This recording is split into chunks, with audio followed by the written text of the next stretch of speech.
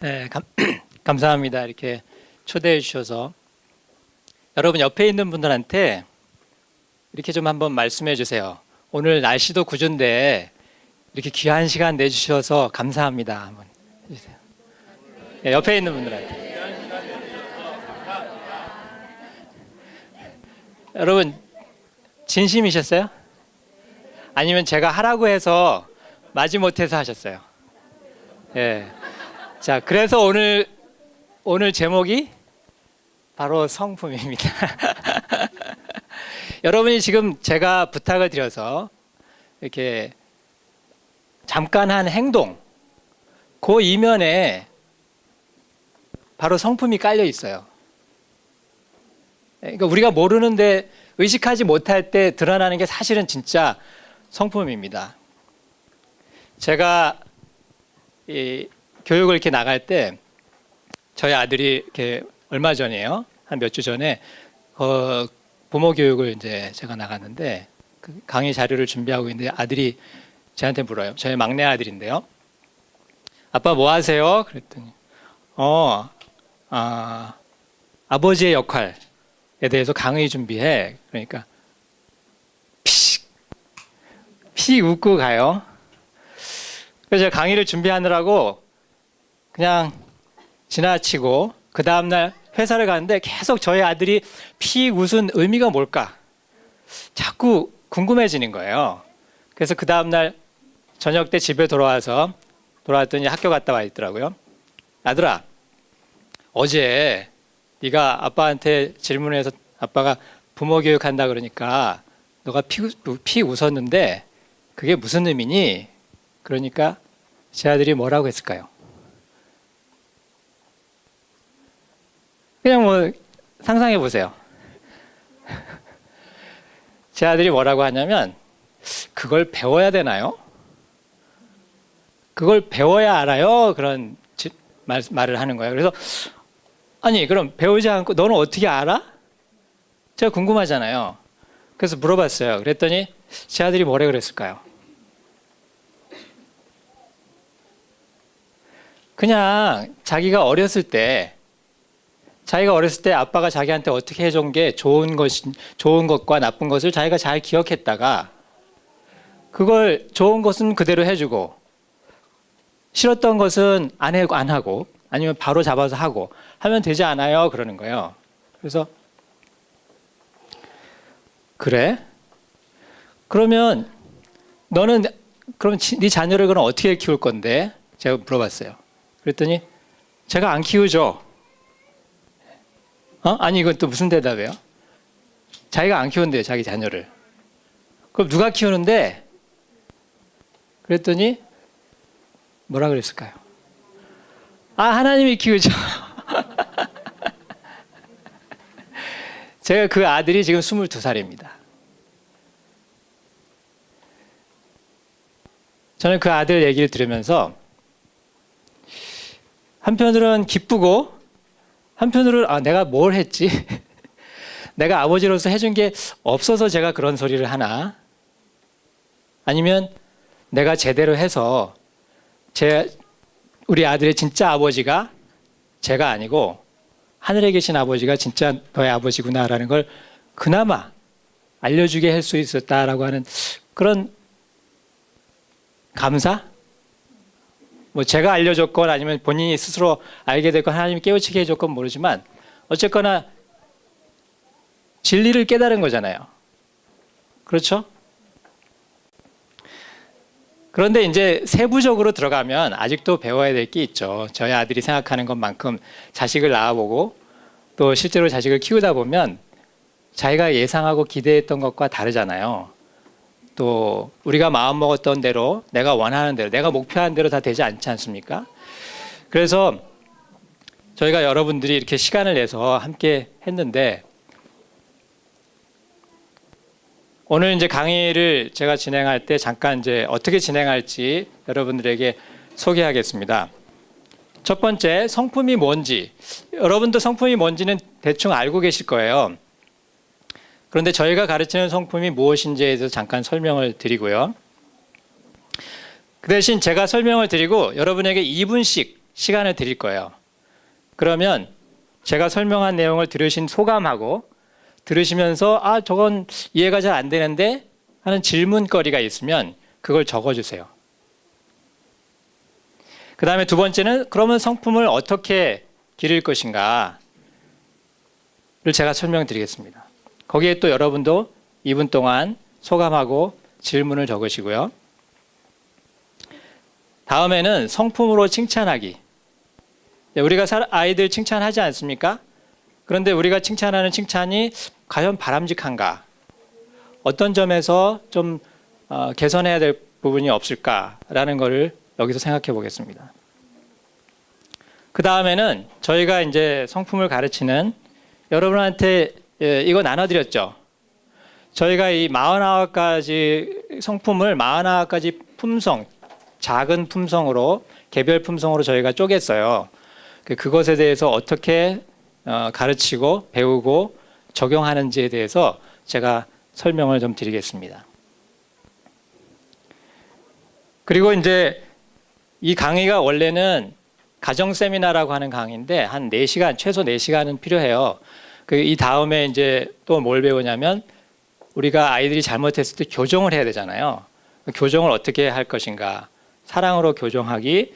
그 다음에 또 아이에게 호소하는 법을 어떻게 가르쳐야 되는가. 우리가 순종만 강요하게 되면 아이들이 맹종을 하거나 아니면 아예 반항을 해버려요. 그래서 아이들이 적절하게 순종할 수 있도록 가르치려면 어떻게 호소할 수 있는지를 또 가르쳐야 돼요. 그리고 또 이제 반항하는 아이들을 그럼 어떻게 다룰 것인가. 그런 다양한 이제 주제들이 있는데 오늘은 여기까지만 하겠습니다. 그리고 나서 여러분이 주변에 있는 분들한테 자기가 쓴 거를 서로 나누고 그 다음에 그 중에 한 분이 여기 나와서 발표를 해요. 질문하고 소감을. 그 중에 질문을 제가 골라서 답변을 제가 드리겠습니다. 어떻게 이 정도면 괜찮겠습니까? 네. 여러분이 협조를 좀 많이 해주세요. 이 성품 강의는 그야말로 지식의 강의가 아니에요. 상호작용이 굉장히 필요합니다. 그래서 제가 여러분한테 섰지만 여러분보다 나아서 선 게 아니에요. 저도 다른 분들에게 도움을 받아서 배우게 됐던 내용들을 먼저 배웠다는 이유 하나로 제가 여러분들에게 나눌 수 있게 되었을 뿐입니다. 그리고 또 오늘은 같이 배우는 입장이기 때문에 여러분이 좀 같이 적극적으로 참여해 주시면 감사하겠습니다. 참여해 주실 거죠? 자, 옆에 있는 분에게 오늘 적극적으로 참여합시다. 한번 얘기해 주세요. 네. 자, 그러면 적극적으로 참여하는 게 어떤 건데요? 예, 소감 질문. 야, 여기 훌륭한 학생이 계십니다. 경청을 아주 잘해 주셨어요. 감사합니다. 또 제가 강의를 하고 설명을 할 때 공감이 되면 그런 것 같으면 어떻게 해요? 네, 고개를 좀 끄덕거려 주시고 미소도 좀 져주시고 아, 맞는 말을 하는구나. 그리고 그런데 혹시 제가 하는 말이 이해가 안 된다거나 저건 아닌 것 같은데 그러면 어떻게 할까요? 네, 그러면 좀 갸우뚱도 좀 해주시고 그러면 제가 제 설명이 좀 부족하구나. 그러니까 여러분과 제가 소통을 하는 거죠. 제가 잘 설명을 하고 있는지 여러분이 잘 이해하기 쉽게 제가 잘 이렇게 조리 있게 설명을 하는지 아니면 제가 일방적으로 그냥 얘기하고 여러분은 알아들으시든 못 들으시든 제가 그냥 일방통행을 하는지 그걸 여러분이 이제 도와주셔야 된다는 거죠. 이런 한자를 제가 최근에 배웠는데 통즉 불통 이 말 아세요? 혹시 아시는 분? 예, 뜻을 좀 설명해 주세요. 예, 예, 통하면 안 아프고 안 통하면 아프다. 예. 이제 맞았습니다. 박수 한번 우리 해주세요. 네, 감사합니다. 그 동의봉합에 있는 말이래요. 앞에 통자는 통할 통, 뒤에 통자는 무조건 아플 통이에요. 그래서 통즉 통하면 불통, 아프지 않다. 반대로 불통, 통하지 않으면 즉통, 바로 아프다. 이런 말이에요. 우리 몸이 그렇다는 얘기예요. 우리 몸의 모든 흐름이 신진대사 이런 게 원활하면 아프지 않고 건강하다는 거죠. 관계도 마찬가지예요. 여러분과 제가 이렇게 강사하고 청중으로 이렇게 섰지만 이게 소통이 안 되면 지루하죠. 재미가 없고 또 도움도 안 돼요. 그러면 여기 이 시간을 서로 낭비하게 되는 거죠. 하나님이 주신 귀한 시간을. 하나님 우리한테 매일 똑같은 선물을 주세요. 24시간이라고 하는. 부자에게나 가난한 자에게나 또 좀 어떤 상황에 있는 상황은 달라도 하나님 우리에게 똑같은 선물을 주신다는 거죠. 24시간이라고 하는 기회의 시간을. 그 기회의 시간은 무슨 시간이냐면 하나님의 은혜를 경험하는 시간이에요. 시간 자체가 선물인데 그 선물인 시간을 가지고 또 은혜라고 하는 선물을 또 받는 거예요.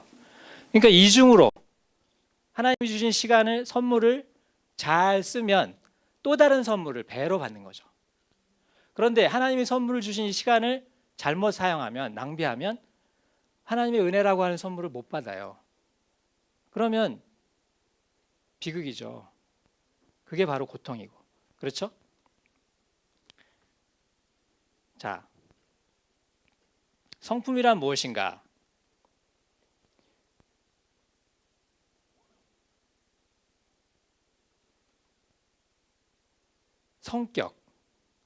성격이 성품일까요?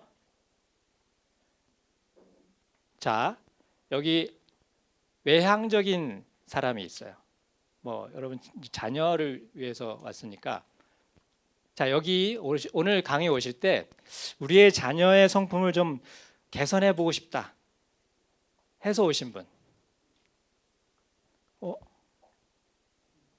그럼 왜 오셨어요? 예? 나의 성품을 좀 개선하고 싶어서 오셨어요? 오, 빙고. 여러분은 정말 잘 오셨어요. 제 목적하고 같아요. 저도 여러분한테 강의하러 온 게 아니에요. 저도 여러분한테 얘기하면서 저도 성품을 더 배우려고 그리고 더 제 성품을 기르려고 왔어요. 그래서 우리가 함께 서로 도우면 같이 성장할 수 있는 거죠. 그렇죠? 예, 대답을 다시 한번 좀 크게 해주시겠어요? 예, 감사합니다. 성격은 그래서 외향적인 사람과 내향적인 사람을 비교했을 때 누가 더 성품이 좋다?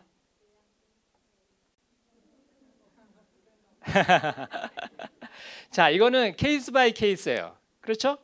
내향적인 사람보다 좋을 경우도 있지만 내향적인 아이가 외향적인 아이보다 성품이 또 나을 수도 있어요. 그러니까 이거는 성품이라고 할 수 없죠.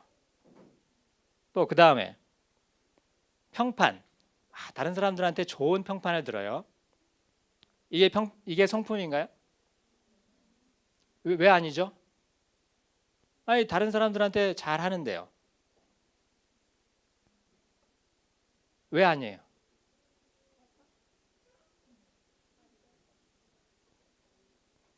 아닌 것 같죠? 아닙니다. 왜냐하면 성품이라는 것은 평판이라는 것은 다른 사람들이 나에 대한 생각이에요. 근데 이 나에 대한 생각이라는 게 다른 사람이 나를 24시간 지켜보지 못하잖아요. 그리고 내가 그 사람들 앞에 섰을 때는 또 나를 다르게 보여줄 수도 있잖아요. 그러니까 나의 진 모습이 아닐 수 있다는 거죠. 평판이라는 것은 내가 아무리 좋게 평판을 받아도. 그렇기 때문에 평판은 저희가 말하는 성품은 아닙니다. 또 그 다음에 종교는 어떨까요? 자, 여러분 종교가 있으세요? 네. 예라고 해도 되고 아니라고 해도 돼요. 기독교는 종교가 아니라는 말 여러분 많이 들어보셨죠? 네. 종교마다 성품 덕을 강조해요. 그러나 그렇다고 해서 종교인이 다 성품이 좋냐? 또 반대로 종교 없는 사람이 성품이 나쁘냐? 그렇다 할 수 없죠. 그렇지 않은 경우들이 많으니까. 심지어는 우리 기독교가 무슨 도교라고 이렇게 욕을 먹잖아요. 그게 왜 그러죠? 신앙이 나빠서 그런가요? 성품이 나빠서 그런 소리 듣는 거잖아요. 그럼 이것도 아니에요. 그러면 성품은 뭘까요? 성품의 정의를 한번 같이 읽어보겠습니다. 시작. 개인의 삶으로 체화된 안정적이고 두드러진 성질로 상황에 관계없이 그 사람의 반응을 결정짓는 마음씨이다. 자, 공감이 되세요? 공감이 되면 좀 고개 좀 끄덕여 주세요. 아, 그랬구나. 저게 맞는 것 같다. 여기서 상황에 관계없이, 그러니까 어려운 상황이든 쉬운 상황이든 나한테 불리한 상황이든 유리한 상황이든 상관이 없는 거예요. 나한테 불리하다고 다르게 행동하고 나에게 유리하다고 이렇게 행동하는 게 아니라 그거에 상관없이 똑같은 반응을 하는 거예요. 그런 마음의 방향, 마음의 바탕, 마음씨라는 건 그렇죠. 마음의 바탕. 근데 마음만 그러면 되는 게 아니라 삶으로 체화되어야 돼요. 그 마음이 삶으로 체화된다. 체화라는 말 여러분 많이 들어보셨어요? 우리 기독교에서는 체화라는 말 대신에 또 뭐를 써요? 예수님에 대해서. 예수님이 어떻게 되셨어요? 성육신. 이게 체화가 성육신하고 똑같은 말이에요. 예수님의 그 모든 성품이 육체로 드러난 거예요. 그래서 삶으로 우리한테 보여진 거죠. 영화처럼. 성경이 그렇게 돼 있잖아요. 우린 예수님을 직접 만나지 못했지만 마치 우리가 직접 만나지 못한 배우가 연기한 영화를 볼 때 그 사람의 모습을 우리가 볼 수 있듯이 성경을 통해서 예수님이 어떤 모습으로 사셨는지, 어떤 모습으로 생각하셨는지, 어떤 마음으로 사람들을 대하셨는지를 우리가 읽을 수 있죠. 그렇죠? 자, 그럼 다시 한번 처음부터 이 개념을 좀 두고 다시 한번 같이 큰 소리로 읽어보겠습니다. 시작. 개인의 삶으로 체화된 안정적이고 두드러진 성질로 상황에 관계없이 그 사람의 반응을 결정짓는 마음씨이다. 그러면 성품의 본질이 뭐냐? 성품의 정의는 우리가 이제 다 이해가 됐죠. 성품의 본질은 예수 그리스도입니다. 왜 예수 그리스도냐면 이는 하나님의 영광의 광채, 다 같이 읽겠습니다. 이는 하나님의 영광의 광채시요 그 본체의 형상이시라. 여기서 이는은 예수 그리스도를 말하는 구절입니다.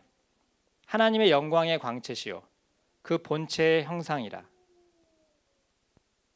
여기서 본체의 형상이라는 말이 헬라어로 카라크테르, 이게 영어로 캐릭터가 됐어요. 그리고 우리말로 이게 성품인 거죠. 그러니까 본체의 형상, 바로 예수 그리스도가 성품인 거예요. 성품 그 자체인 거예요. 그러면 우리는 어떻게 생각하냐면 나의 성품을 잘 다듬고 내가 좋은 성품을 갖도록 만들어야겠다라고 생각하죠. 그런데 성품의 본질이 내가 아니고 예수 그리스도라면 뭐가 달라져요? 뭐가 달라져요? 어떻게 달라져야 돼요? 내가 좀 더 나은 사람이 되려고 하는 그런 개선이 아니라 내 안에 그리스도를 드러내는 것이 성품이라는 거죠. 나한테 들어와 계신 분이 이런 분이야. 이렇게 온유하신 분이야. 이렇게 겸손하신 분이야. 라는 걸 보여주는 거죠. 그런데 이게 내가 성품이 좋은 사람이 되려고 하는 목표를 가진 사람은 어떻게 돼요? 내가 이렇게 한 거야. 내가 온유한 거야. 내가 나를 낮춰서 겸손해진 거야. 이렇게 되는 거죠. 그렇게 했던 사람들이 누구죠? 유대인들이죠. 율법을 가지고 지켜서 자기가 의롭다는 거, 나는 이렇게 지킬 수 있다는 걸 보여주려고 했어요. 그러다가 그게 잘못됐다는 게 언제 들통이 나요? 성품의 본질, 의의 본질인 예수 그리스도가 나타나니까 자기들이 잘못됐다는 게 들통이 나는 거죠. 내 의가 가짜, 그 바리새인들이 자기가 그렇게 귀중히 여기고 명예스럽게 생각했던 자기의 의가 가짜라는 게 들통이 난 거죠. 왜? 진짜가 오니까. 똑같습니다. 그러니까 우리는 어떻게 하면 나를 잘 보일까라는 데 초점을 맞추는 게 아니에요. 성품은. 예수 그리스도가 누구신가? 예수 그리스도의 성품은 어떤 분인가? 예수 그리스도는 어떤 분인가? 그분은 어떤 분인가? 이럴 때 어떻게 생각하시는 분인가? 이럴 때 어떤 마음을 쓰시는 분인가? 라는 걸 계속 어디서 찾아요? 성경을 보면서, 성경 속에서 찾는 거죠. 복음서에서도 찾고 바울의 서신서에서도 찾고 또 구약에서도 찾고. 왜? 예수님께서 뭐라 그러셨어요? 구약도 누구에 관한 책이다? 나에 관한 책이다 라고 하셨잖아요. 그러니까 성경 창세기부터 계시록까지 우리 읽으면서 우리는 뭘 봐야 돼요? 예수님이 누구신가? 예수님이 어떤 분이신가를 배워야 되는 거죠. 또 반대로 여러분이 설교를 들을 때 뭘 찾아야 돼요? 설교 속에서 예수님은 누구신가? 예수님은 어떤 분이신가? 설교를 들었는데 나는 이렇게 살아야 되는구나 라는 것만 들었다면 그거는 율법만 들은 거죠. 복음이 아닌 거죠. 그런데 설교를 들었는데 예수님이 이런 분이구나. 내 안에 계신 분이 그분이 나 안에 이렇게 오셨구나. 나를 죽음에서 살리셨구나. 그분이 나랑 동행하시는구나. 그분이 성령으로 나를 이끄시고 계시는구나 라는 깨달음이 온다면 그건 복음을 깨닫는 거죠. 여러분이 복음을 듣는 거예요. 우리말에 깨닫다는 말이 있어요. 예수님께서 내가 가면 보혜사 성령을 보내서 성령께서 오시면 너희로 내가 한 말을 기억나게 생각나게 하리라 라고 하셨죠. 그런데 여러분, 제자들이 예수님이 한 말이 생각만 나면 되겠습니까? 우리 애들이 부모가 한 얘기를 기억만 해요. 이거 엄마가 먹지 말라 그랬는데 그걸 기억해요. 기억만 해. 이게 그러니까 먹고 안 먹고에 하도 도움이 안 돼요. 하나도. 기억만 하니까. 그래서 성령께서 오셔서 우리한테 기억하시게 한다는 말은 무슨 말이냐면 내가 너에게 지금 한 말을 성령이 나중에 오면 제자들에게 하시는 말씀이었잖아요. 성령이 나중에 오시면 내가 한 말이 무슨 뜻인지 깨닫게 해주실 것이다 라는 뜻이에요. 그렇죠? 우리말 여기서 우리말 깨닫다는 말이 무슨 뜻일까요?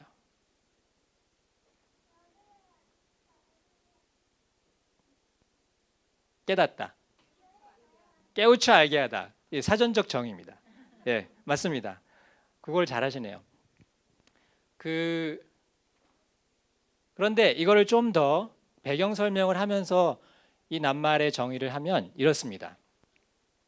나의 고정관념을 깨고 나의 사고의 틀을 깨고 들어와서 내 중심에 마음의 중심에 와 닿다. 자, 다시 한번 내 고정관념을 깨고 내 사고의 틀을 깨고 다시 다 같이 하시죠. 내 고정관념을 깨고 들어와서 내 마음의 중심에 와 닿다. 그걸 누가 하신다고요? 성령님이. 예수님의 말씀을 우리의 고정관념을 깨고 들어와서 내 마음의 중심에 와 닿게 해주시는 거예요. 그게 성령께서 하시는 일입니다. 그러면 내 중심에 와 닿으면 뭐가 움직여요? 자, 누군가 내게 와 닿으면 움직이잖아요. 그렇죠? 가만히 있을 때보다 이게 충돌이 일어난 거니까.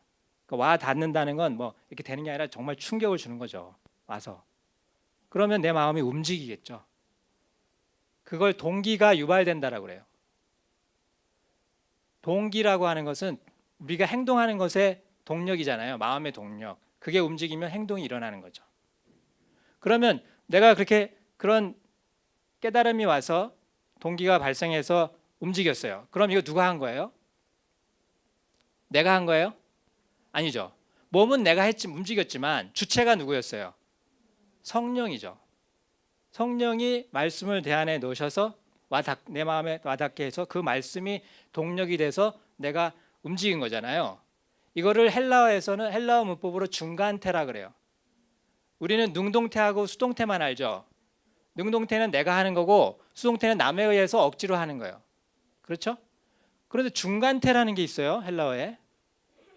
이게 뭐죠? 우리는 이해가 안 돼요. 우리의 머리로는. 근데 지금 설명대가 드린 것이 중간태예요. 그리스도인의 삶은 바로 이 중간태의 삶이에요. 우리가 성품을 개발하는 것이요, 능동태의 삶이 아니라 바로 이 중간태의 삶을 개발하는 거예요. 그래서 일반 다른 그 교회가 아닌, 저희가 가르치는 이 성품이 아닌 일반 교육, 일반 성품, 인성 교육하는 데서는 능동적인 방식의 성품을 개발하는 거죠. 자기가 노력해가지고. 그런데 우리는 내 노력으로 하는 게 아니에요. 우리는 예수님을 바라보고 성령께서 우리에게 깨닫게 해줄 때 내 마음을 움직여서 중간태로 내 몸이 움직이는 거예요. 야, 지금 여러분 중에 몇몇 분이 눈이 막 커졌어요. 이게 뭐죠? 깨달은 거예요. 뭔가 여러분의 고정관념이 지금 깨지면서 뭐가 들어갔어요, 안에. 그렇죠? 마음에 뭐가 막 움직여요. 기대가 생기고. 그렇죠? 좀 더 흥분이 되면 기쁠 것 같아요. 그죠? 이미 기쁘신 분도 보이네요, 눈이. 네.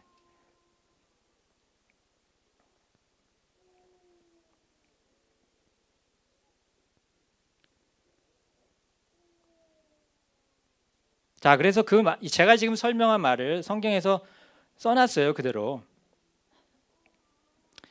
자, 다 같이 한번 읽겠습니다. 우리가 다 수건을 벗은 얼굴로 거울을 보는 것 같이 주의 영광을 보매 그와 같은 형상으로 변화하여 영광에서 영광에 이르니 곧 주의 영으로 말미암음이니라. 우리는 보통 영광 그러면 뭐 주님을 위해서 무슨 일을 하는 걸 생각하잖아요. 뭐 사역을 하고 선교를 하고 교회를 세우고 하는 걸 영광이라고 하는데, 여기 바울은 고린도후서에서 그걸 영광이라고 하지 않았어요. 뭘 영광이라고 했냐면, 자, 주의 영광을 먼저 봐야 돼요. 우리에겐 영광이 없어요. 주님의 영광을 먼저 봐야 돼요. 그러면 우리가 영광에서 출발해서 영광으로 가요. 그러면 처음의 영광과 나중의 영광 다 누구 거예요? 주님의 거예요. 제 영광이 없어요. 자랑할 것이 없는 거죠. 주님의 영광만 자랑하는 거죠. 그런데 그 영광, 주님의 영광을 바라보고 내가 영광에서 영광의 자리로 성장해가는 그 과정이 어떻게 일어나느냐? 주님과 같은 형상으로 변화되면서 일어난다는 거예요. 주님과 같은 성품으로 변화되면서, 주님이 가지신 마음씨와 같은 마음씨를 먹으면서. 그런데 그게 어떻게 이루어지느냐? 주의 영으로 말미암아 이루어진다는 거예요. 성령으로 말미암아 이루어진다는 거죠. 놀랍죠? 그러면 우리는 누구에게 집중하면 돼요? 성령님과 예수님께 집중하면 돼요. 그러면 성품은 누가 일으켜요? 예, 성령님과 예수님이 일으켜요. 그렇게 성품을 기르게 되면 어떤 장점이 있냐면, 남을 판단하지 않아요. 자기 노력으로 겸손해진 사람은요, 겸손하지 않고 교만한 사람을 보면 판단합니다. 쟤 왜 이렇게 교만하지? 저러면 안 되는데. 저러다가 아마 큰 코 다칠 거야. 뭐 이런 예언도 하고. 여러분, 우리 알게 모르게 예언을 많이 해요. 특히 자식들한테. 너 그러면 라라라라라 될 거야. 어떻게 알아요? 근데 예언하잖아요, 우리가. 이왕 예언하실 거면 좋게 예언하죠. 예? 좋게. 너 그러다가 아주 잘 될 거야. 너 그러다가 아주 하나님 만나버릴 거야. 이런 축복을 하세요. 아예. 자, 시간이 제가 시간을 못 지켰는데, 자, 2분 동안 제가 지금까지 말씀드린 성품이 무엇인가에 대해서 여러분이 한번 요약을 해보세요.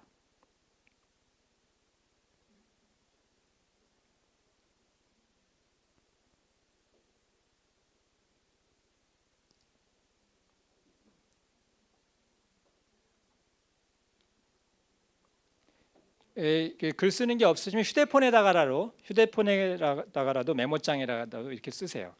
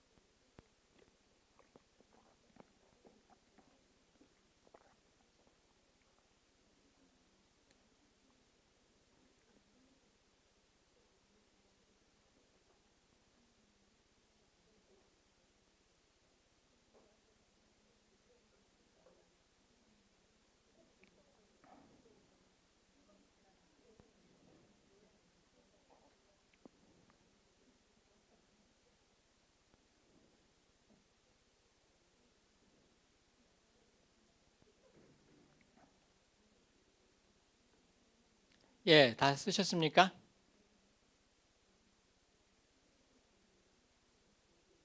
예, 다 못 쓰셨어도 나중에 이제 쓰시면 좋겠고요.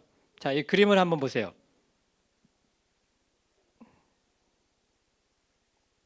무슨 생각이 드세요? 저 그림을 보시면서.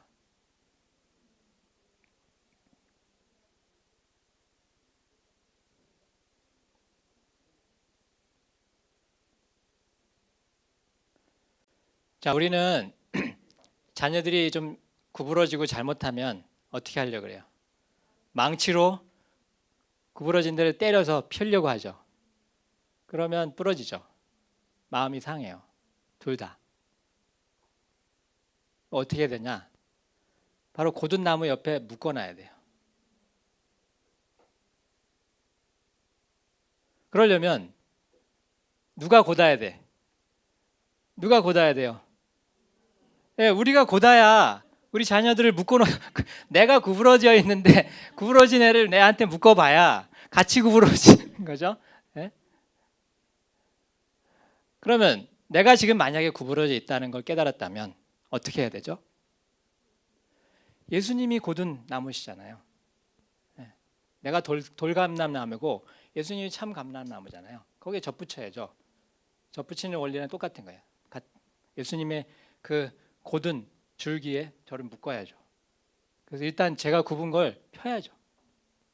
제 굽은 마음을. 그래서 제 마음을 온유하게 만들고 그리스도를 닮아서 그리스도의 겸손으로 내 마음을 덮어야죠. 그리고 나서 아이가 저의 변화를 보고 자기 굽은 부분을 고칠 수 있도록 보여줘야 되는 거죠. 아까 그 제 막내 아들이 에게 제가 한번 물었어요. 아빠가 이 강의를 하는데 너 아빠를 좀 어떻게 생각하니? 라고 물었어요. 그랬더니 저희 아들이 뭐라고 그랬을까요? 자, 아빠를 어떻게 생각하니라는 말은 굉장히 모호한 질문이에요. 그러죠? 그냥 어떤 답이 나올지 몰라요. 구체적인 질문이 아니다 보니까. 그런데 제 아들이 그렇게 질문했을 때 딱 뭐라고 하냐면 저 아빠 존경해요 그래요. 제가 지금 자랑하려고 그러는 게 아니에요. 죄송합니다. 근데 여기 또 궁금하잖아요. 왜 저를 존경하는지가 궁금해졌어요. 그래서 아니 아빠가 뭐가 존경스러워? 그러니까 저희 아들이 뭐라 그랬게요? 아빠는 변하잖아요.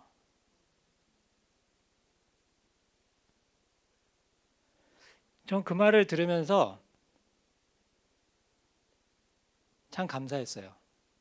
제가 만약에 3년 전에 제 아이들한테 그 질문을 했으면요, 그 답이 안 나왔을 거예요. 저는 정말 꽉 막힌 사람이었어요.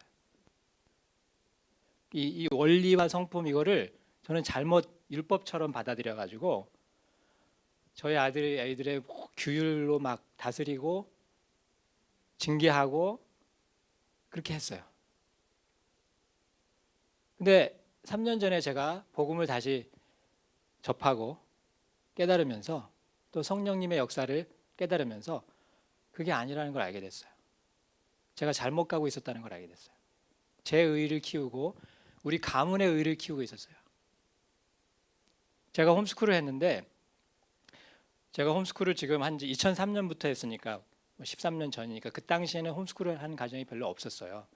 그러다 보니까 강의를 누가 하냐, 홈스쿨에 대한 강의를 누가 하냐면 전해에 시작하는 사람이 1년 선배가 와서 강의를 하는 거예요. 하도 경험한 사람들이 없으니까. 그런 이제 시절이 있었는데 어쨌거나 아이들을 홈스쿨을 하게 되면서 홈스쿨 하는 그룹들이 이제 요즘은 많아요. 기독교 쪽에서도. 그러면서 제가 먼저 했다는 이유 때문에 많은 분들이 저희 아이들을 지켜봤어요. 잘 되길 바라고 또 올곧게 자라기를 바랐어요. 그게 저는 굉장히 부담이 돼서 저희 아이들이 실수하는 거를 허용을 못했어요. 그래서 실수를 안 하게 하려고 엄청 너무 애를 썼어요. 그러면 누가 힘들었겠어요? 아이들이 힘들죠. 저도 힘들었어요. 저도 힘들더라고요. 그게 둘 다 힘든다는 얘기는 옳지 않다는 얘기잖아요. 바른 방법이 아니라는 얘기잖아요. 수고하고 무거운 짐진 자들아 다 내게로 오라. 저는 수고하고 무거운 짐진 자로 계속 제가 노력으로 해내려고 했어요. 그러다가 복음을 깨닫고 예수님에게 가니까 쉼이 있고 평화가 있고 안식이 있더라고요. 그러면서 변화가 생기고 또 관계가 회복되고 그런 일들이 있었습니다. 그리고 여러분도 마찬가지예요. 지금까지 어떻게 해오셨든지 상관없어요. 하나님은 지금부터라도 우리의 모든 관계를 회복시킬 수 있는 능력이 계십니다. 사실은요, 어떤 사건이 또 어떤 사람이 우리를 괴롭히는 게 아니에요. 고통을 주는 게 아니에요. 뭐가 고통을 주냐면 그 사건과 그 사람에 대한 나의 해석이 나에게 고통을 줘요.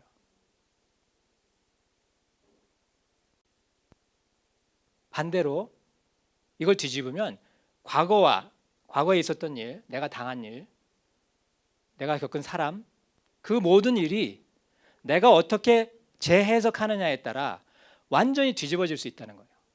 고통스러웠던 과거가 감사의 과거가 되고 무의미하고 저주스러웠던 과거가 축복의 과거가 된다고. 그건 과거 역사가 바뀌는 게 아니에요. 사건이 바뀌는 게 아니에요. 그 사람이 바뀌는 게 아니에요. 해석이 바뀌는 거죠. 관점이 바뀌는 거죠. 그러면 감정도 바뀌어요. 여자분들 놀랍지 않아요? 감정이 바뀐대요. 여성분들은 감정이 예민하잖아요. 남자보다. 그리고 굉장히 복잡해요. 남자는요, 어떤 그 부부 세미나를 하시는 목사님이 이렇게 굉장히 재밌게 설명을 하셨어요. 남자의 뇌는 박스로 돼 있어요. 감정 박스가 기쁨 박스, 뭐 외로운 박스, 뭐 여러 가지 감정의 다양한 감정이 박스로 돼 있어요. 그래서 한 번에 한 박스밖에 못 꺼내요. 두 개를 동시에 못 해요. 그리고 그 많은 다양한 감정 박스 중에 빈 박스가 있어요. 아내가 막 이렇게 얘기를 하면 빈 박스를 딱 꺼내. 아무 생각이 없어요. 한동안 아무 생각이 없어요. 아내는 자기가 하는 말을 지금 남편이 다 듣고 있다고 믿고 얘기를 하지만 남편은 지금 빈 박스를 꺼내놨기 때문에 그게 하나도 안 들어와요. 그런데 여성분들은 뇌가 어떻게 되냐면 박스로 되어 있지 않고 철사로 이렇게 엉켜 있어요. 와이어로 서로. 그래서 기쁨과 슬픔이 공존해. 그리고 감사와 불평이 공존해요. 만족과 불행이 공존해요. 남자는 이해가 안 되는 거예요, 이게. 아니, 행복하다고 얘기를 하든지 불행하다고 얘기를 하든지 둘 중에 하나를 얘기해야 되는데 행복하면서도 이건 또 불행하고 저건 행복하고 만족하지만 불만족스럽고 남자는 이걸 담을 그릇이 없는 거예요. 그래서 소통이 안 되죠. 그래서 불통되면 즉통, 고통이 오는 거죠. 관계에. 이걸 어떻게 풀어야 돼? 이걸 이해하고 푸는 방법을 배워야 돼요. 남자도 여자도.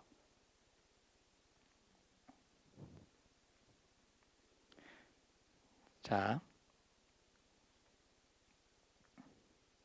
그럼 성품을 어떻게 기르는가? 규율을 막 성품을 기르기 위해서 규율을 막 세워요. 규율로 안 되죠. 왜 안 될까요? 교육을 해요. 막 가르쳐요. 그것도 안 돼요. 왜 안 될까요? 또 여러 가지 처세를 가르쳐요. 그땐 이렇게 해야 돼, 저럴 땐 저렇게 해야 돼, 막 방법론을 가르쳐요. 그리고 그렇게 하게 막 시켜요. 훈련을 시켜. 이렇게 배꼽 인사. 뭐 손님 오면 인사하라고 막 안 하는 애를 그냥 머리를 수그려가면서 이렇게 몸까지 자세까지 만들어주면서 이렇게 막 해요. 기술을 가르쳐줘요. 근데 안 되죠. 왜 안 돼요? 왜냐하면 성품은 마음의 문제이기 때문에 안 돼요. 마음을 다루지 않으면 성품이 길러지질 않아요.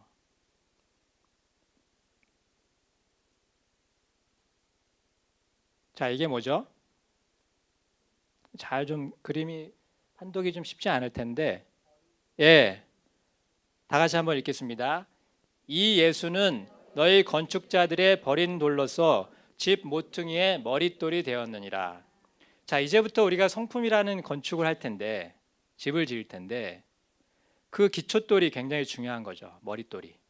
바로 예수 그리스도가 우리의 머릿돌인 겁니다. 그 머릿돌을 놓고 그 머릿돌에 맞춰서 똑같은 크기로 이렇게 놓는 거예요. 닮은 것을. 머릿돌이 사각형인데 옆에 돌들을 동그란 돌, 공 같은 돌들을 붙여놓으면 될까요? 안 되죠. 이 머릿돌과 똑같은 형태로 옆에 쌓아야 돼요. 그게 바로 예수님 우리 마음에 모시는 겁니다. 예수님 우리의 마음의 중심에 있는 거죠. 그래서 마음을 다뤄야 되고, 두 번째는 믿음 체계.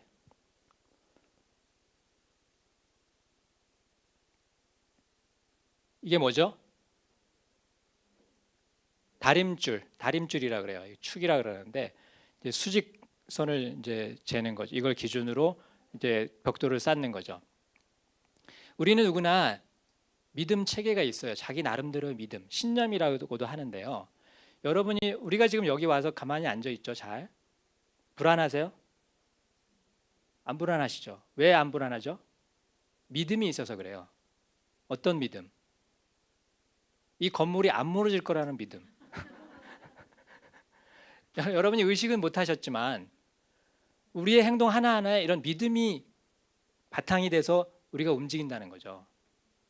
만약에 이런 믿음이 있는데 오늘 뉴스에 홍성교회 건물 감사를 했는데 이 골조에 문제가 생겼더라라는 뉴스가 나왔어요. 그러면 여러분의 믿음에 뭐가 변화가 생길 수 있죠. 그 뉴스가 영향을 받는 사람은 여기 못 올 수 있어요. 비도 오는 데다가 지금 힘들 수 있잖아요.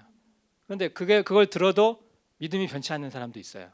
그럼 그 사람들은 또 당당하게 오죠. 그러니까 이렇게 믿음 체계가 있어요. 누구나. 이것 때문에 우리가 무슨 응급한 상황이든지 어떤 결정을 내려야 할 때 결정하는 기준이 되는 거죠.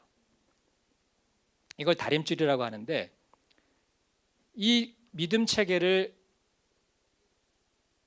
변혁을 일으켜야 돼요. 왜냐하면 이게 믿음 체계가 사실이 아닌 경우들이 거짓말들이 많아요. 거짓말을 믿고 있는 경우들이 많아요. 어떻게? 어렸을 때 자기 부모가 자기한테 한 말이라든지 누가 자기에게 한 저주라든지 부정적인 말이라든지 이런 또 부정적인 감정의 경험들이 이런 것들이 쌓이다 보면 자기에 대해서 또 남에 대해서 잘못된 믿음 체계를 세우게 돼요. 이것들을 고쳐야 되는 거죠. 자, 함께 읽겠습니다. 믿음은 들음에서 나며 들음은 그리스도의 말씀으로 말미암느니라. 믿음은 들음에서 난다.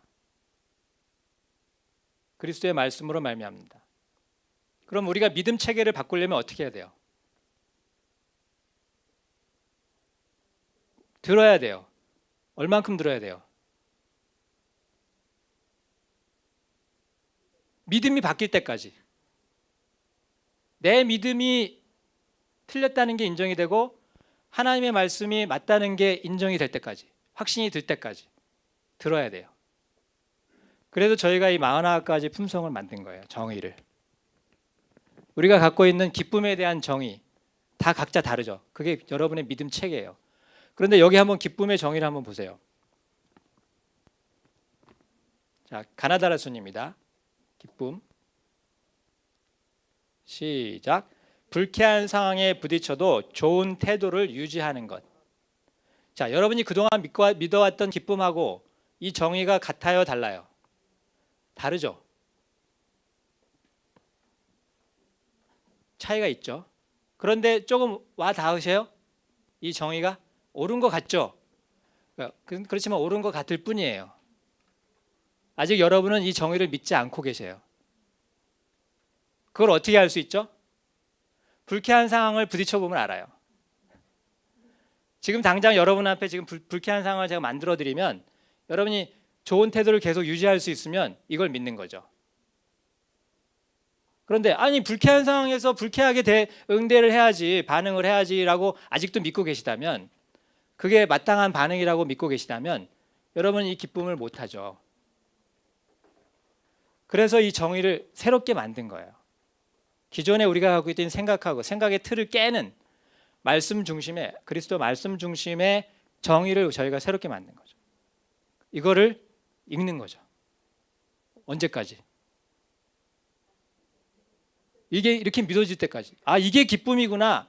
그동안 내가 생각했던 기쁨은 좋은 일이 생기면 기쁘고 나쁜 일이 생기면 슬프고 이게 기쁨의 정의였는데, 아, 그게 아니구나. 상황에 상관없이 나는 기쁠 수가 있구나 라는 게 믿어질 때까지 읽고 또 보고 하는 거죠. 그래서 우리의 믿음 체계를 개혁하는 겁니다. 그 다음엔 본보기. 본이 있어야 돼요. 우리가 닮을 수 있는. 그래서 예수님이 이렇게 말씀하시죠. 다 같이 한번 읽겠습니다. 나는 마음이 온유하고 겸손하니 나의 멍에를 메고 내게 배우라. 자, 한국의 이 멍에는 대부분 소가 하나잖아요. 맞나요? 그렇죠? 근데 예수님이 말씀하실 때 이 멍에는 소를 둘을 매게 해요. 예수님이 하나 매시고 우리가 같이 그 옆에서 매는 거죠. 그래서 힘센 소를 하나 두고 그 덜 힘센 소를 묶습니다. 그러면 힘센 소가 리더가 돼요. 그럼 옆에 있는 소는 그 힘센 소를 따라가서 방향만 맞춰주면 돼요. 힘이 그렇게 많이 안 드는 거죠. 방향만 따라가 주면 돼. 그 대신 방향을 다른 데 자기가 가고 싶으면 이게 힘들어지는 거죠. 그래서 예수님께서 와서 내 멍에를 지라라고 하는 말은 내 짐을 지고 네가 뭐 다녀라 이게 아니라 나랑 같이 가자는 뜻이에요. 내가 목표가 있는데 너도 같은 방향으로 가자는 뜻이죠. 그 대신 네가 내 멍에를 메고 가면 방향만 네가 나랑 똑같은 방향만 잡으면 힘들지 않다는 거예요. 그래서 내 멍에는 쉽고 가볍고 내 멍에를 지면 뭐가 있다고요? 쉼이 있다는 거죠. 안식이 있다는 거예요. 그래서요, 그리스도인의 삶은 쉬워야 돼요. 여러분 그리스도인으로서 신앙생활 하신 지 오래되셨죠? 그동안 힘드셨어요? 쉬웠어요? 힘들었죠? 그게 계속 힘들고 싶으세요? 그럼 빨리 결정하세요. 아, 그동안 내가 내 멍에를 지고 내가 원하는 대로 지금 계속 가려고 그랬구나. 예수님이 원하는 곳으로만 가겠다고 내가 결정만 하면 안식이 있고 쉼이 있다는 거죠. 그래서 성품을 기르는 것도 이제 우리에겐 어려운 일이 아닌 거예요. 방향의 문제일 뿐이지 힘의 문제가 아니라는 거죠. 운동선수들은 이걸 잘 알아요. 대부분의 운동의 자세가, 좋은 자세가 어떻게 나와요? 힘을 뺄 때 나온대요.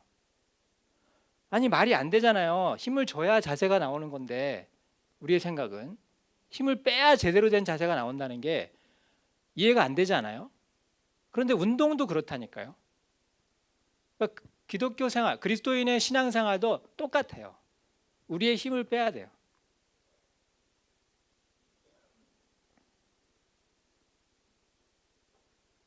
그래서 본보기로 예수 그리스도를 우리의 방향 설정자로 세우는 거죠. 그래서 성품을 가정의 중심으로 삼으시고 그리스도를 성품의 본으로 삼으십시오. 그리고 자녀에게 그리스도의 모범을 보인다는 생각을 하세요. 내 모범을 보이는 게 아니라 그리스도가 어떤 분인지를 자꾸 내가 드러내는 거죠. 내 안에 계신. 자, 잠깐 시간이 없으니까 1분 동안 시간이 좀 지체됐습니다. 쓰세요.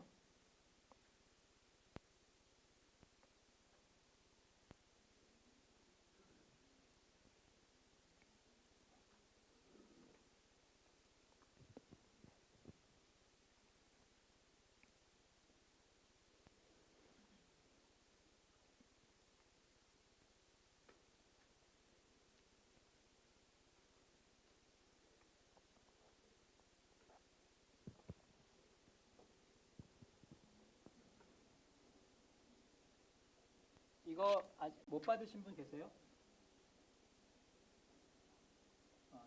이거 받으셨어요?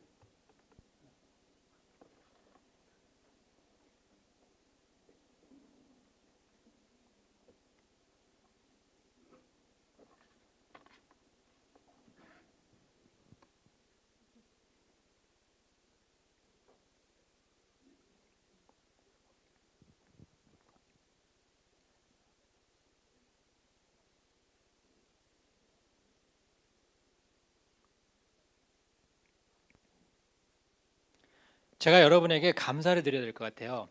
이 1시부터 2시 반까지 이 강의 시간은 굉장히 힘든 시간입니다. 점심 먹고 사실 집중하기가 굉장히 어렵잖아요. 점심을 먹으면 이게 피가 다 소화하기 위해서 이쪽으로 다 간대요. 이 머리에 있어야 될 피가.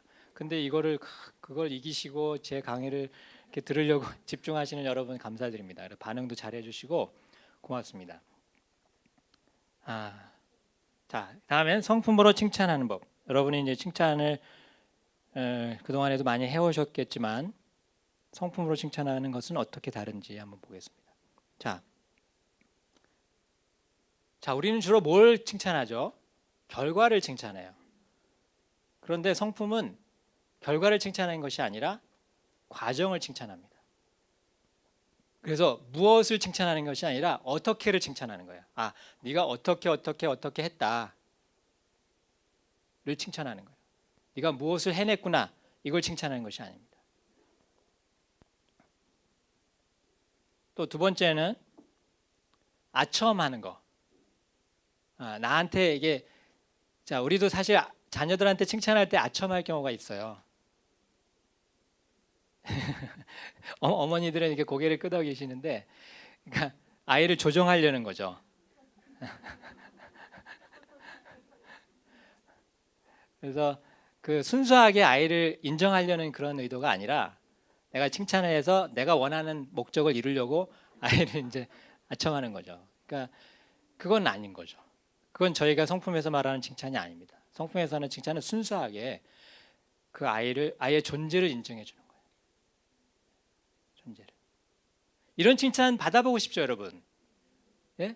그동안 우리 이런 칭찬에 굶주렸잖아요.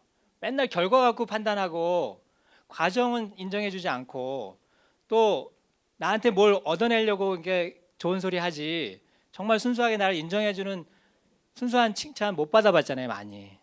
그런데 우리가 이 성품에서 이걸 한다고요.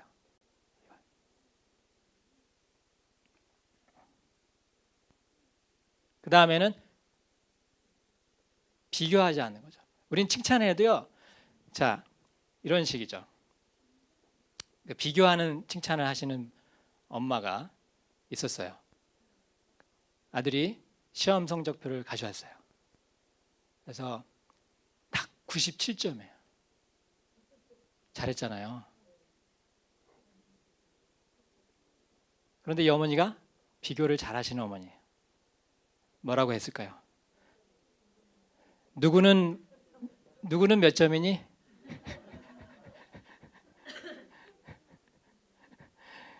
걔가 100점이면 칭찬은 없는 거죠. 97점인데 얼마나 애써서 그 점수를 받았겠어요. 그렇게 그 점수를 받기까지 그 과정이 얼마나 힘들었겠어요. 그 과정은 아무 의미가 없는 거죠. 이 어머니한테는. 왜? 더 잘한 애가 있으니까. 가슴 아픈 일은요. 우리가 교회에 들어와서도 이런 비교를 당한다는 거예요. 그 비교를 하고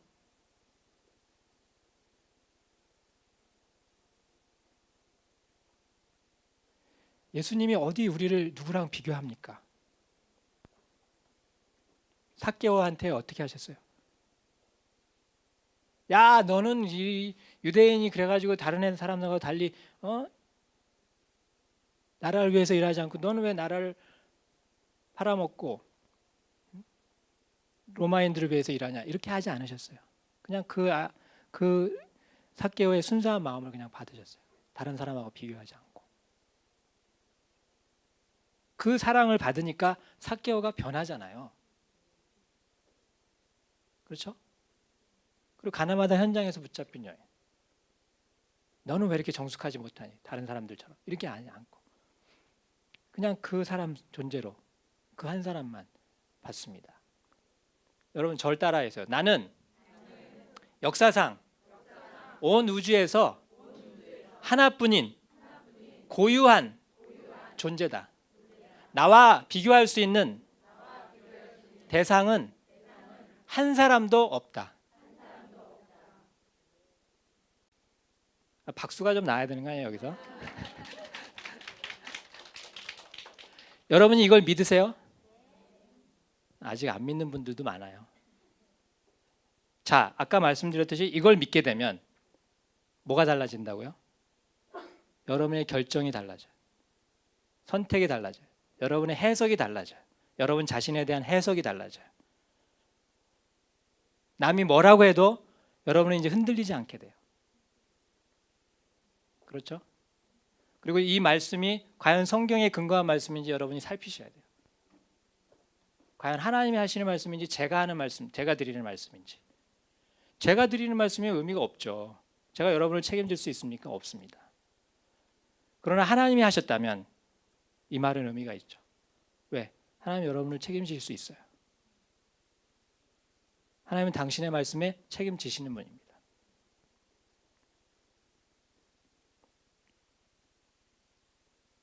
이런 칭찬을 우리가 주고받는다면 우리의 성품이 나아질까요?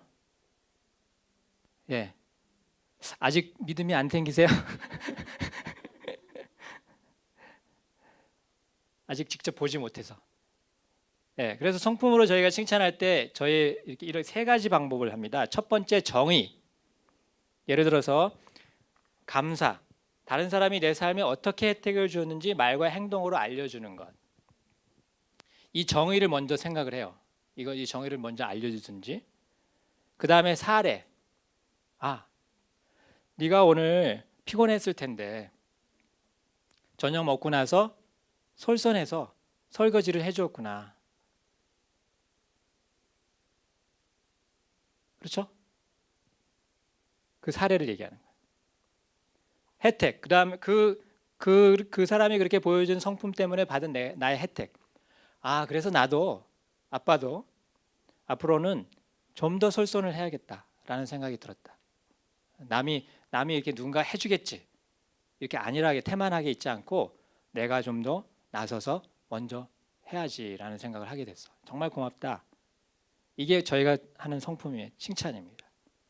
정의를 먼저 생각하고 그 정의에 맞는 행동, 과정들을 설명해주고 그거에 내가 받은 혜택을 주는 거죠. 여러분 이 감사라는 정의를 한번 보세요. 같이 한번 읽겠습니다. 시작. 다른 사람이 내 삶에 어떻게 혜택을 주었는지 말과 행동으로 알려주는 것. 자, 여기서 대부분의 이제 국어를 잘하시는 분들은 제가 이걸 교정을 이제 번역을 해가지고 교정을 이제 돌리면 다 어떻게 해가지고 오시냐면 다른 사람이 내 삶에 어떤 혜택을 주었는지 말과 행동으로 알려주는 것. 이렇게 해갖고 와요. 교정을. 그 말이 더 우리말스럽잖아요. 그런데 제가 굳이 어떤 혜택이 우리말에 더 자연스러운데도 불구하고 어떻게라고 고집을 하는 이유가 있습니다. 자, 어떤 혜택이라는 거는 누구 중심이에요? 나 중심이에요. 내가 어떤 혜택을 받았다는 거죠. 그런데 어떻게라는 거는 누구 중심이에요? 다른 사람 중심이에요. 그 사람을 통해서 그 사람이 한 일 덕분에 그런 과정을 통해서 내가 혜택을 입었다는 얘기를 하는 거예요. 이게 다른 거죠. 그러니까 이 단어 하나하나에 굉장한 개념과 원리가 들어가 있는 겁니다. 그래서 이걸 여러분이 계속 읽다 보면요, 그 통찰이 깊어져요. 아, 이 단어가 꼭 왜 이렇게 썼을까라는 부분들이 더 깊이 읽혀진다는 거죠. 그래서 이제 바람직한 칭찬을 한번 비교해 보죠. 자, 너는 웃는 얼굴이 참 예쁘다. 이런 소리 많이 들어보셨죠? 자, 이거를 우리 성품 칭찬으로 바꾸면 이렇게 합니다. 기쁨은 불쾌한 상황에서도 좋은 태도를 유지하는 것인데 정의를 내렸죠. 그 다음에 내 얼굴로 기쁨을 보여줘서 참 좋다. 사례. 그 다음에 너의 기쁨 덕분에 나도 긍정적인 생각을 하게 됐어. 나의 혜택. 예? 아, 너무 길어요. 예. 지금은 여러분한테는 무리죠. 예. 그러니까 여러분은 그냥 네 얼굴에 기쁨을 보여줘서 고맙다. 이렇게 간단하게 하시면 돼요. 예. 이 정의를 모르는데 어떻게 정의를 해요?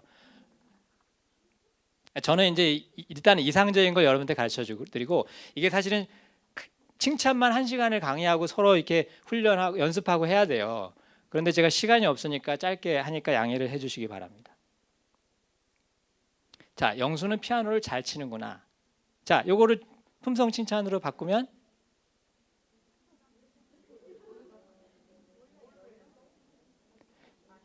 자, 이거 찾아보세요. 여기서 과연 이 피아노를 잘 치는 애를 어떤 성품을 가지고 칭찬하면 좋을까? 네, 근면도 좋죠. 네? 맡겨진 일을 완수하려고 시간과 힘을 네가 쏟았구나. 그걸 인정해 주는 거잖아요. 지금 잘 치는 것 자체가 중요한 게 아니라 이 잘 치기까지 그 전에 한 과정들을 생각해 주는 건 인정해 주니까. 또 끈기. 예. 끈기가 뭐죠? 다 같이 한번 읽겠습니다. 정신적, 육체적 중압을 견디며 최선을 다하는 내면의 힘. 그동안에 네가 그만두고 싶을 때도 많았을 텐데 힘들어서 손가락도 아프고 악보 보기도 힘들고 힘들었을 텐데 그걸 네가 다 견뎠구나. 그런 어려운 그 순간순간들을. 참 훌륭하다. 너가 참 최선을 끝까지 했구나. 이렇게 칭찬하는 거죠. 다르죠? 피아노 잘 치는구나라는 거 이게 차원이 다르죠. 듣는 사람이 어떻겠어요? 그동안 자기가 힘들었던 게 싹 이게 파노라마처럼 밀려오면서 이걸 알아주는 사람이 있다니. 그리고 그 사람이 무슨 말을 해도 막 들으려고 경청할 거예요. 그렇죠? 그게 어머니면 얼마나 좋겠어요. 그게 아버지면 얼마나 좋겠어요. 그 아이는. 자, 끈기는 정신적, 육체적 중함을 견디며 최선을 다하는 내면의 힘인데 영수는 피아노를 연습할 때 어려웠을 텐데 잘 이겨냈구나. 너의 끈기를 보니 나도 읽었던 책을 마저 읽어야겠다는 생각이 든다.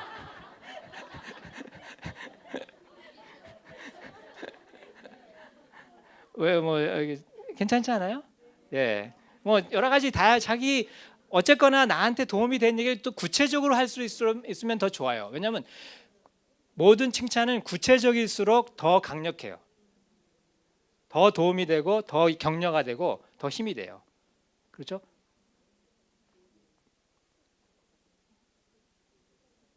자, 그럼 이제 시험을 보겠습니다. 자, 철수는 지금까지 과학을 잘 하지 못했대요. 그런데 열심히 노력한 결과 좋은 점수를 받았습니다. 이런 철수를 어떻게 칭찬하면 좋을까요? 자, 우리가 또 객관식에 또 익숙하니까. 자, A. 철수야, 아빠는 네가 할 수 있을 줄 알았어. 자, 맞습니까? 잘 모르겠습니까? 자, 두 번째. 철수야, 너는 머리가 좋아. 이 점수가 그걸 증명하잖아. 아, 예. 예. 아, 아들도 알죠, 이런 거는. 다 엄마 아빠가 이렇게 칭찬하면 애들도 이게 칭찬이 아니라는 거 다 알아요. 자, 철수야, 내가 지금까지 과학을 어려워했던 걸 아는데 내가 정말 부지런히 공부하더니 결실을 거두었구나. 괜찮죠? 예. 자, 마지막. 철수야, 정말 잘했다. 열심히 하면 언제나 보상이 있을 거야. 자, 여기서 뭐가 문제일까요? 보상은까지는 괜찮은데 언제나 이런 거 항상 언제나 넌 늘 잘해. 이건 사실이 아니잖아요. 그리고 부담되잖아요. 지금까지 잘했다고 앞으로도 늘 잘해라는 어떤 그런 요구가 또 깔려 있을 수도 있고. 그러니까 이런 제일 잘해 뭐 이런 말 최상급 이런 거 안 되는 거예요. 아니면 누구보다 비교급 이거 아니에요. 그렇죠? 아까 비교하지 않는 것이 좋다 그랬잖아요. 그러니까 그냥 너 자체로 다른 사람과 상관없이 네가 한 일, 네가 겪은 일 그거 인정해주고 격려해주는 거죠. 그게 칭찬이에요. 자, 그럼 이제 칭찬하실 수 있겠어요? 예, 시도는 해보실 수 있죠. 배우시면서 시행착오를 통해서 여러분이 이제 해보실 수 있습니다. 자, 그런데요, 칭찬이 생각보다 어려워요. 왜 어려울까요? 네? 해보질 않아서. 예, 그것도 정답이고 또 우리가요 잘하는 것보다는 잘못하는 거에 시선이 많이 가죠. 초점이. 만약에 제가 이 화면에 제가 이제 그 모니터를 하나 샀는데 딱 까만 점이 하나 있는 거예요. 무결점을 이제 사야 되는데 딱 결점이 있는 거죠. 그런데 제가 이제 작업을 하는데 컴퓨터 작업을 이제 많이 하는데 눈이 어디로 가요? 아니 그 많은 데는 다 깨끗하고 잘 좋은데 제 눈이 그 까만 그 백라이트 하나 나간 그 자리를 계속 눈이 가는 거예요. 작업을 하는데 그게 거슬린다는 거죠. 그러니까 거슬리니까 어떻게 해요? 거슬리면 어떻게 해야 돼요? 없애야 되잖아요. 그러니까 이걸 바꾸든지 뭐 하면서 연락을 해서 항의를 하든지 뭐 이렇게 불만을 토하든지 이런 그 다음 행동이 이제 진행이 되는 거죠. 그런데 제가 만약에 그래도 나머지는 깨끗하니까 그리고 거기에 제가 자꾸 초점을 맞추고 감사를 하고 그래도 요거 하나뿐이니 얼마나 감사해라고 한다면 제가 이걸 갖고 그냥 갈 수 있죠. 일할 수 있죠. 약간의 지장은 있을 수 있지만 저는 그 덕분에 뭘 배워요? 감사와 만족이라는 더 큰 대가를 얻게 돼요. 그렇죠? 우리의 삶의 방향이 달라진다는 거죠. 그래서 여러분의 자녀는 뭐다? 다이아몬드다. 다이아몬드도요. 누가 찾아주지 않으면 의미가 없어요. 그렇죠? 여러분 이제 결혼하셔서 이제 다이아 반지를 뭐 받으신 분도 있고 안 받으신 게 있겠지만 근데 그 받으면 뭐예요? 그냥 처박아 두고 있으면 의미가 없잖아요. 그걸 끼고 다니면서 우리 남편이 이걸 신랑이 나 이걸 사준 거야. 나를 그렇게 사랑하는구나. 내가 다이아몬드래. 남편한테 나는 다이아몬드야. 이렇게 해보신 경험 있어요? 못하셨다면 지금이라도 그렇게 생각하세요. 여러분의 남편들에게 다이아몬드 같은 존재입니다. 다이아몬드 반지를 못 받으셨다 그래도 그러니까 이제 여러분의 자녀는 뭐예요? 여러분에게 다이아몬드 같은 존재. 빛이 안 나면 닦아서라도 광을 나게 하고 광 났다고 기뻐해 주시고, 좀 흠이 가 있으면 흠이 가는 부분 좀 잠깐 덮어두고 흠이 안 간 부분, 광 나는 부분만 바라보면서 칭찬해 주고. 관찰이 필요합니다. 관찰. 뭘 칭찬할까? 이제는 관점을 바꾸세요. 뭘 지적할까가 아니라, 우리의 뭐 고쳐줄까가 아니라, 우리의 뭘 칭찬할까? 라는 관점으로 자녀를 바라보는 거죠. 오늘은 뭘 칭찬할까? 그냥 아무거나, 칭찬이 너무나 힘드신 분은요, 그냥 찍으세요. 아무거나 하나 찍고서 기다리세요. 그거 비슷한 행동을 얘가 하나 하는 걸 계속. 제가 말하는 건 어떻게 해서든지 이 성품에 맞는 칭찬을 하려고 해야 된다는 거. 관점을 이제 돌려야 된다는 거죠. 관점을. 그래서 원래 이제 사랑으로 교정하기, 뭐 이렇게 반항아 다루기, 뭐 이런 것도 있는데, 그거 배우기 전에 여러분 칭찬하기부터 제대로 하는 게 중요해요. 그래서 제가 오늘은 그걸 강의 안 할 거예요. 그거 사실 몰라도 돼요. 칭찬만 잘하면요, 아이가 스스로 고쳐요. 자기가 잘못한 거 알아가지고 스스로 고쳐요. 스스로. 꼭 엄마 아빠가 지적 안 해줘도 스스로 고쳐요.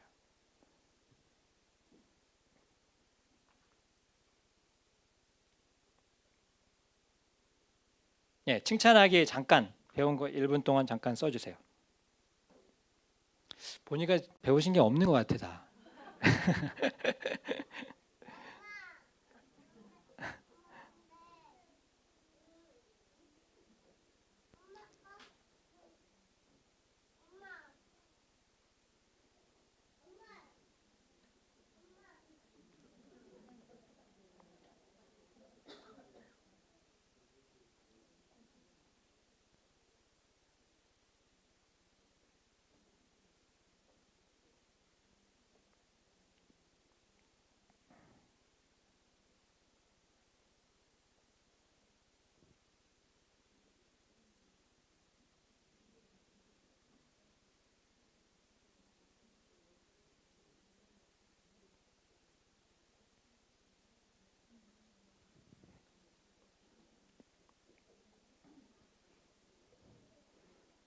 네, 시간이 좀 이제 지체돼서 제가 계획했던 대로는 다 못할 것 같아요.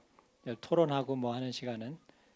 자, 10분, 이제 9분 남았는데, 그럼 경청하기에 대해서 잠깐 제가 경청에 대한 세부 이제 품성을 저희가 어떻게 가르치는지 잠깐 보여드릴게요. 자, 경청. 자, 한번 읽어보시죠. 시작. 상대방에게 모든 주의를 집중하는 것. 이게 경청이에요. 이 정의는 어느 정도 여러분들이 아시죠? 이미 아실 거예요. 여기까지는. 그런데 우리의 경청은 이게 다가 아니에요. 더 중요한 파트가 있습니다. 또 두 번째 다시 한번 읽으시죠. 나의 집중을 요구하는 사람들에게 듣는 마음을 준다. 이게 솔로몬이 구한 기도 제목이에요. 듣는 마음. 우리말에 처음엔 지혜로 번역됐다가, 지혜를 달라고로 번역됐다가 지금 개역 개정으로 하면서 원래 문자적 해석으로 해가지고 듣는 마음이라고 고쳐져 있는데, 이게 지혜입니다. 지혜라는 건 다른 게 아니에요. 듣는 마음이에요. 들을 줄 아는 마음이 지혜입니다. 그래서 경청이라고 하는 건 듣는 마음을 사람들한테 주는, 마음을 주는 거예요. 귀만 주는 게 아니고. 그래서 또 같이 한번 읽어보죠. 시작. 그 사람의 가치를 보여주기 위해 집중하는 겁니다. 그러니까 내가 잘 들어서 배우려고, 내 이익을 취하기 위해서 듣는 게 아니라 상대방이 그만큼 가치 있는 존재라는 걸 보여주기 위해서 경청한다는 거예요. 전혀 다르죠.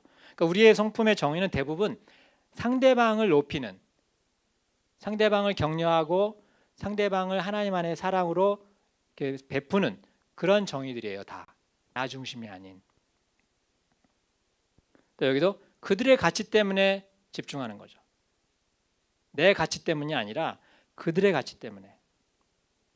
자, 여러분, 제가 이제 잘 보세요. 테스트를 좀 하겠습니다. 자, 그 다음에 가기 전에 상대방에 집중하는데 상대방의 뭐에? 말과 감정에 집중을 해요. 더 구체적으로 말하면 상대방이 뭐라고 말하는지 말뿐만 아니라 감정까지도. 자, 다음 나타나는 여러분 큰 소리로 대답해 주셔야 돼요. 이거 시작. 다음 나타나는 글자의 색상을 말하시오. 빨리. 자, 빨리. 빨리. 빨리. 빨리. 자, 좀 헷갈리죠? 제가 이걸 왜 하냐면 분명히 글자의 색상을 말하라 그랬어요. 글씨를 읽으라 그런 게 아니라 이걸 이제 초록색이라고 읽으면 이건 잘못 읽은 거죠. 그렇죠? 이게 왜 중요하냐면 상대방이 나한테 무슨 말을 했어요. 그 말만 들으면 화가 나요. 그 말은 초록색이죠. 그런데 그 말의 뜻은 진의는 파란색이었던 거예요. 근데 우리는 그 말만 가지고 그걸 초록색이라고 계속 탓하고 나무라고 공격하고 비난하죠. 그리고 원망하죠. 그런데 그 사람은 초록색이라고 말은 했지만 사실 뜻은 파란색이었던 거예요. 그게 경청의 뜻입니다. 말을 듣는 게 아니라 마음을 듣는 거예요. 감정을 듣는 거예요. 그래서 남편과 아내가 서로 대화할 때, 부모와 자녀가 대화할 때 이 굉장히 중요합니다. 말만 듣지 말고 예를 들어서 애가 학교 갔다 와가지고 막 이렇게 욕을 하면서 엄마 너무 힘들었어요. 앞에 이제 욕이 좀 나왔어요. 자, 여기서 엄마가 들어야 될 말은 뭐예요? 앞에 욕이에요? 힘들다는 말이에요. 그런데 이 엄마는 앞에 있는 말이 거슬렸어요. 너 그 말 어디서 배웠어? 너 그 말 언제부터 썼어? 그래가지고 한 30분을 붙들고 그 욕을 쓰면 안 되는 이유와 그 욕을 쓰게 되면 어떤 저주스러운 삶을 살게 되는지 막 나열을 해. 그리고 우리 집안엔 그런 욕을 쓰는 사람이 있어서는 안 된다는 그런 가문의 목표까지 막 얘기를 해요. 그러면 얘는 어떻게 돼요? 자긴 그게 의미가 아니었잖아요. 그 의미가. 이 아이는 어떤 결론을 내려? 엄마는 내 말을 안 듣는구나. 그런데 경청을 할 줄 아는 엄마는 어떻게 해요? 네가 그렇게 힘들었어. 욕은 상관이 없어. 욕은 그냥 매우의 뜻이에요. 아주 힘들었다. 너무 힘들었다. 이게 그냥 부사야, 부사. 그 문자적 의미는 별 의미가 없어요. 그렇게 힘들었어? 어떡하니? 그래 좀 쉬어라. 뭐가 힘들었는데? 이게 나와야지. 뭐가 힘들었는데? 이게 궁금해하죠. 욕이 궁금한 게 아니라. 그래야 그 다음 대화가 되고 마음이 열리고 뭐 학교에서 이런 일이 있었어 엄마 그러면서 자기 속을 얘기를 하죠. 이제 아시겠죠? 네. 자, 여러분 자녀의 말의 색깔을 잘 구분하세요. 소리만 구분하지 마시고 빛깔을 보세요. 그 감정 색깔 특히 그걸 보세요. 그게 경청의 가장 중요한 핵심입니다. 성경에 보면 일하기 싫으면 먹지도 말게 하라는 말이 있어요. 자, 이 말의 색깔은 뭐예요? 먹지 말게 하라는 게 이 말의 색깔이에요? 아니죠. 이 말의 색깔은 먹게 하라는 말이에요. 일을 하게 해서 제대로 먹게 해라. 일하고 먹게 해라라는 뜻이에요. 그 다음 구절에 나와요. 그 뜻이. 오해할까 봐 그런 뜻이. 그런데 예를 들면 자녀도 마찬가지죠. 엄마가 너 그런 식으로 하려면 집으로 나가. 집 나가. 여기서 자녀가 딱 들었어요. 엄마가. 그런데 자녀는 엄마의 말의 색깔을 집을 나가라는 말로 해석을 해. 아, 엄마가 내가 집을 나가길 바라는구나. 그래서 집을 나가. 그러면 이 아이가 엄마의 말을 잘 경청한 거예요? 아니죠. 물론 엄마가 말을 잘못하긴 했지만 누구나 말 잘못할 수 있어요. 그런데 듣는 사람이 그 잘못한 말을 새겨 들으면 관계가 어그러지지 않아요. 말한 사람도 잘못하고 듣는 사람도 또 그거를 그대로 받고 그러면 관계가 이제 깨지는 거죠. 둘 중에 하나는 의식을 가져야 되죠. 그래야 관계가 안 깨져요.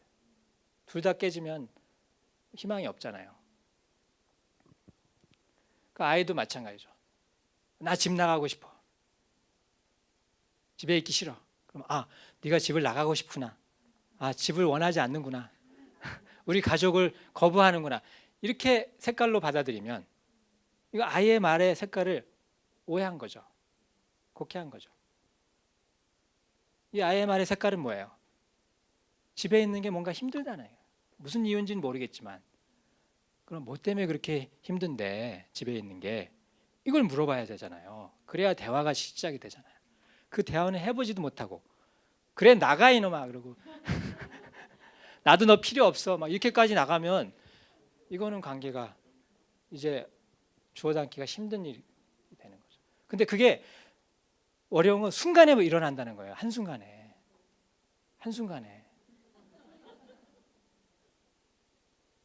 그러고 나서 그걸 주워 담으려면 며칠이 걸리고 몇 년이 걸려요.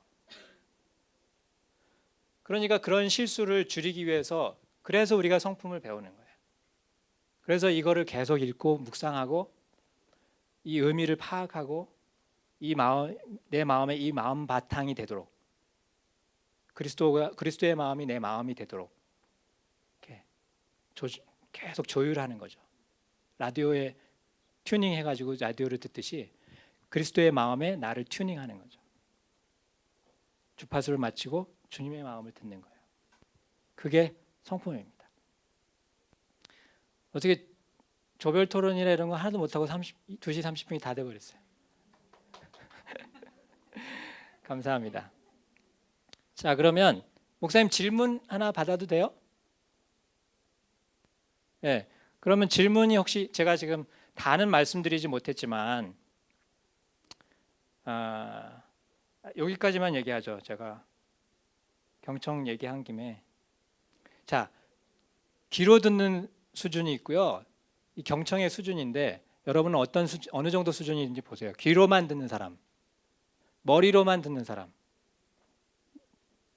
마음으로 듣는 사람, 영으로 듣는 사람.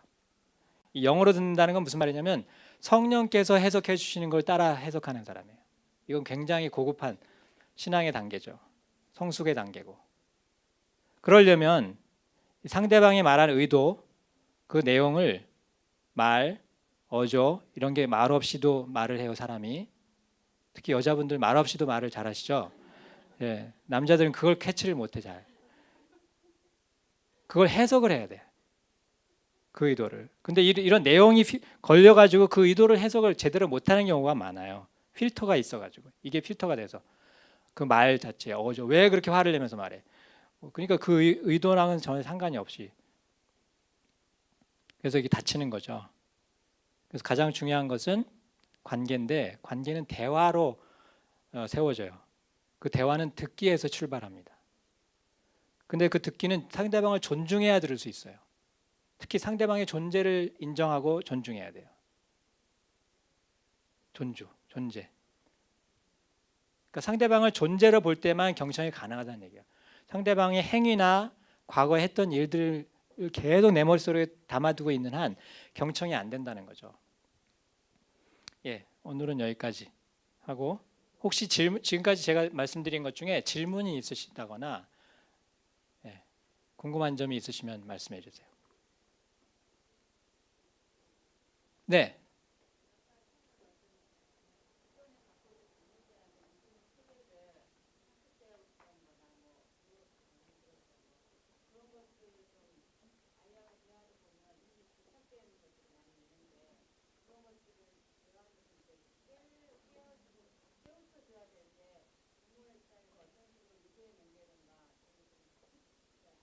예, 예.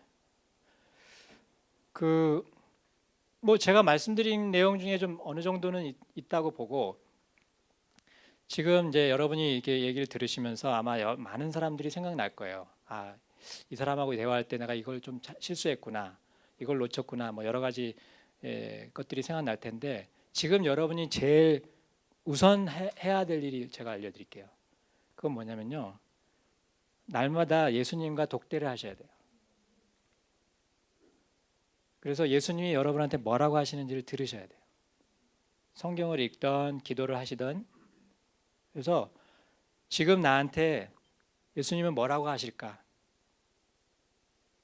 여러분이 자녀를 사랑하고 싶어도요, 예수님한테 사랑을 받아본 적이 없는 사람은 자녀를 사랑을 못해요. 그거 내 사랑으로 좀 살 수 있죠.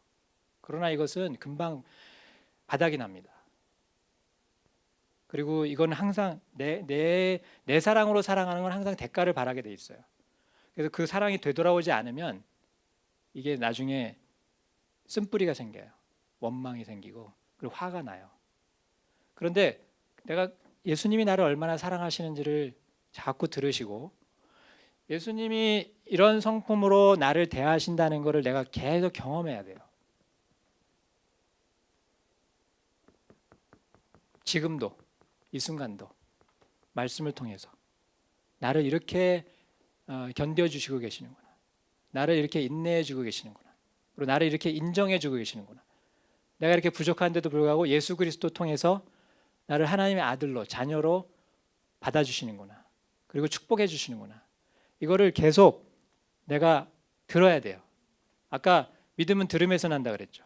그러니까 내가 이걸 들어서 하나님이 날 사랑하는 게 충만히 느껴지고, 그게 넘쳐야 자녀에 대한 사랑과 배려와 경청, 이런 모든 관계를 풀 수 있는 에너지가 생겨요. 그것이 없이 그냥 제가 오늘 말씀드린 어떤 이런 것들을 기술적인 의미에서 접근을 하시면 이게 실패를 볼 확률이 많습니다.